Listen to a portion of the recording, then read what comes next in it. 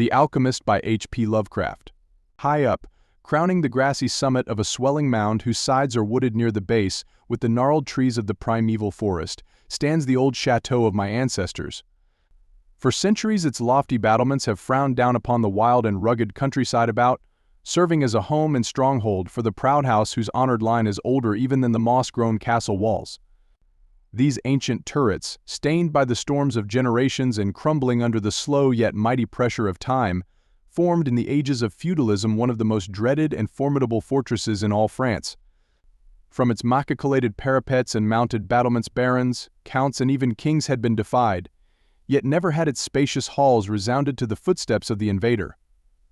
But since those glorious years all is changed.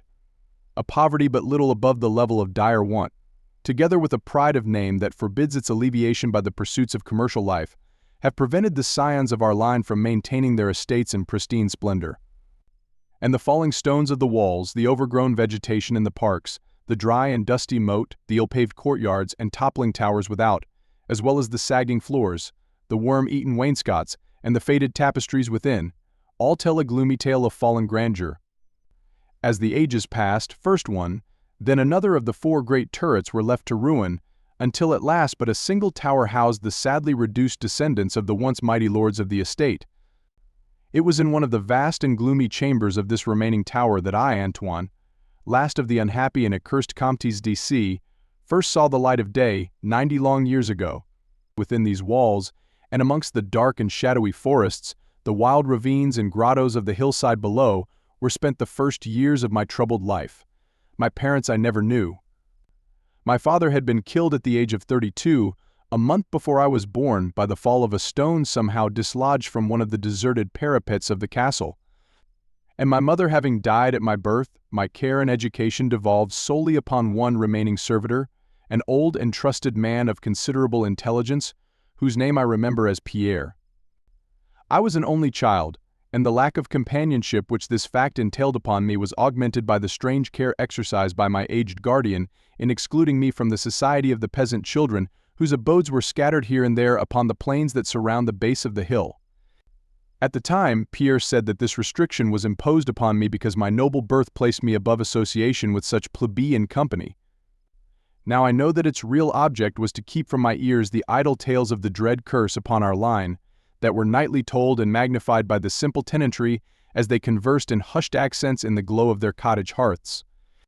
Thus isolated, and thrown upon my own resources, I spent the hours of my childhood in poring over the ancient tomes that filled the shadow-haunted library of the chateau, and in roaming without aim or purpose through the perpetual dusk of the spectral wood that clothes the side of the hill near its foot. It was perhaps an effect of such surroundings that my mind early acquired a shade of melancholy. Those studies and pursuits which partake of the dark and occult in nature most strongly claimed my attention. Of my own race I was permitted to learn singularly little, yet what small knowledge of it I was able to gain seemed to depress me much. Perhaps it was at first only the manifest reluctance of my old preceptor to discuss with me my paternal ancestry that gave rise to the terror which I ever felt at the mention of my great house. Yet as I grew out of childhood, I was able to piece together disconnected fragments of discourse, let slip from the unwilling tongue which had begun to falter in approaching senility, that had a sort of relation to a certain circumstance which I had always deemed strange, but which now became dimly terrible. The circumstance to which I allude is the early age at which all the Comtes of my line had met their end. Whilst I had hitherto considered this but a natural attribute of a family of short-lived men, I afterward pondered long upon these premature deaths, and began to connect them with the wanderings of the old man, who often spoke of a curse which for centuries had prevented the lives of the holders of my title from much exceeding the span of 32 years. Upon my 21st birthday, the aged Pierre gave to me a family document which he said had for many generations been handed down from father to son and continued by each possessor. Its contents were of the most startling nature, and its perusal confirmed the gravest of my apprehensions. At this time my belief in the supernatural was firm and deep-seated, else I should have dismissed with scorn the incredible narrative unfolded before my eyes. The paper carried me back to the days of the 13th century, when the old castle in which I sat had been a feared and impregnable fortress. It told of a certain ancient man who had once dwelt on our estates, a person of no small accomplishments, though little above the rank of peasant. By name, Michel, usually designated by the surname of Mauvais, the evil, on account of his sinister reputation. He had studied beyond the custom of his kind, seeking such things as the philosopher's stone or the elixir of eternal life, and was reputed wise in the terrible secrets of black magic and alchemy. Michel Mauvais had one son named Charles, a youth as proficient as himself in the hidden arts, and who had therefore been called Le Sorcier, or the wizard. This pair, shunned by all honest folk, were suspected of the most hideous practices. Old Michel was said to have burnt his wife alive as a sacrifice to the devil, and the unaccountable disappearances of many small peasant children were laid at the dreaded door of these two. Yet through the dark natures of the father and the son ran one redeeming ray of humanity. The evil old man loved his offspring with fierce intensity, whilst the youth had for his parent a more than filial affection. One night the castle on the hill was thrown into the wildest confusion by the vanishment of young Godfrey, son to Henri the Comte. A searching party, headed by the frantic father, invaded the cottage of the sorcerers, and there came upon old Michel Mauvais, busy over a huge and violently boiling cauldron. Without certain cause, in the ungoverned madness of fury and despair, the Comte laid hands on the aged wizard, and ere he released his murderous hold his victim was no more. Meanwhile joyful servants were proclaiming the finding of young Godfrey in a distant and unused chamber of the great edifice, telling too late that poor Michel had been killed in vain. As the Comte and his associates turned away from the lowly abode of the alchemists, the form of Charles Le Sorcier appeared through the trees. The excited chatter of the menials standing about told him what had occurred, yet he seemed at first unmoved at his father's fate. Then, slowly advancing to meet the Comte, he pronounced in dull yet terrible accents the curse that ever afterward haunted the house of C. May ne'er a noble of thy murderous line survive to reach a greater age than thine, spake he when, suddenly leaping backwards into the black wood, he drew from his tunic a phial of colorless liquid, which he threw into the face of his father's slayer as he disappeared behind the inky curtain of the night. The Comte died without utterance, and was buried the next day, but little more than 32 years from the hour of his birth. No trace of the assassin could be found, though relentless bands of peasants scoured the neighboring woods and the meadowland around the hill.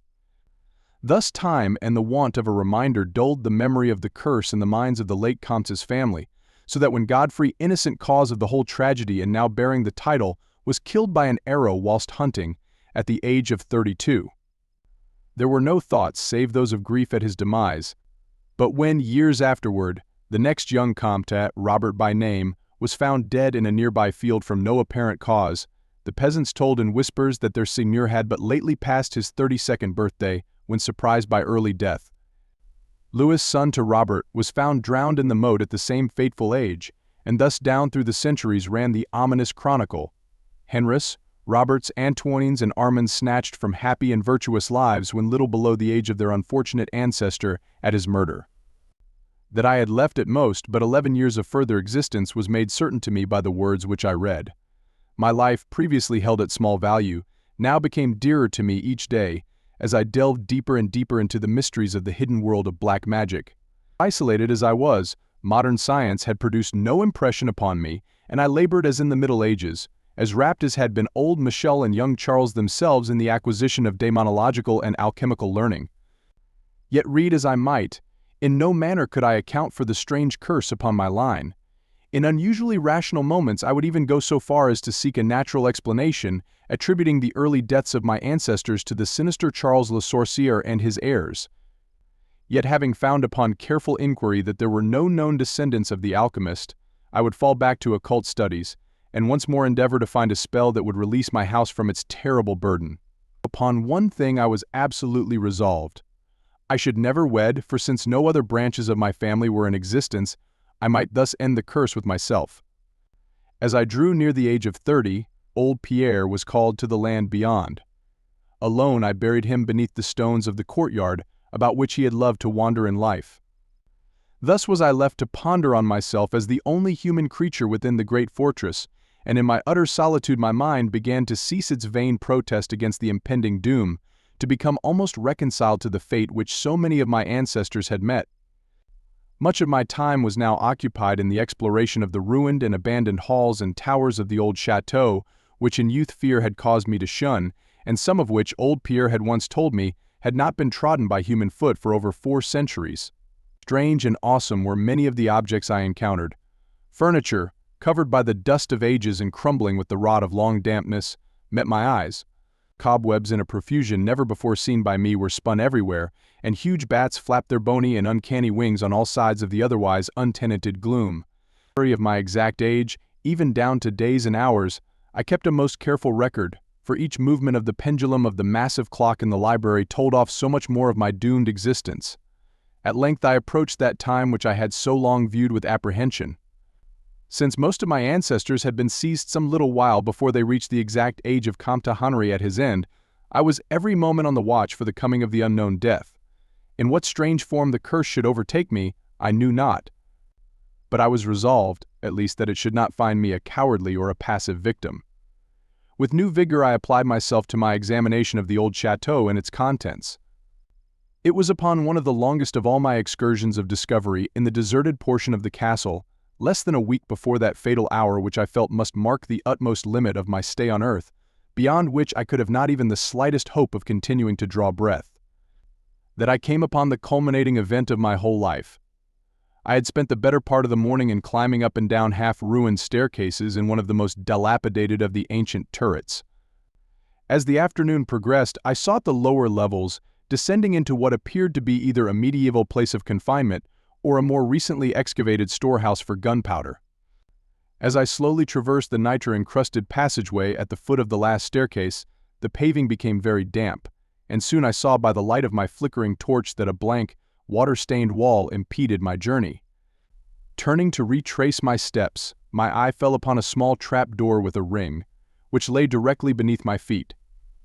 Pausing, I succeeded with difficulty in raising it, whereupon there was revealed a black aperture, exhaling noxious fumes which caused my torch to sputter and disclosing in the unsteady glare the top of a flight of stone steps. As soon as the torch, which I lowered into the repellent depths, burned freely and steadily, I commenced my descent. The steps were many, and led to a narrow stone-flagged passage which I knew must be far underground. The passage proved of great length, and terminated in a massive oaken door, dripping with the moisture of the place, and stoutly resisting all my attempts to open it. Ceasing after a time my efforts in this direction, I had proceeded back some distance toward the steps, when there suddenly fell to my experience one of the most profound and maddening shocks capable of reception by the human mind. Without warning, I heard the heavy door behind me creak slowly open upon its rusted hinges. My immediate sensations are incapable of analysis. To be confronted in a place as thoroughly deserted as I had deemed the old castle with evidence of the presence of man or spirit, produced in my brain a horror of the most acute description. When at last I turned and faced the seat of the sound, my eyes must have started from their orbits at the sight that they beheld. There in the ancient Gothic doorway stood a human figure.